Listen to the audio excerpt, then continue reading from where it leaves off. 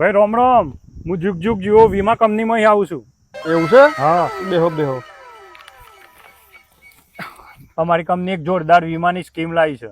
બીમાર સ્કીમ લાવી છે? ના ના, બીમા નહીં, વીમાની. એવું છે એમ?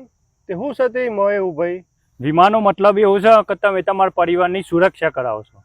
ભગવાન ના કરે કોઈ તમને આકસ્મિક થઈ જાય તો તમારા પરિવારને 1 કરોડ રૂપિયા મળે. એમ મારા બેટાને મને કોઈ થઈ જાય તો મારા પરિવારને 1 કરોડ રૂપિયા મળે?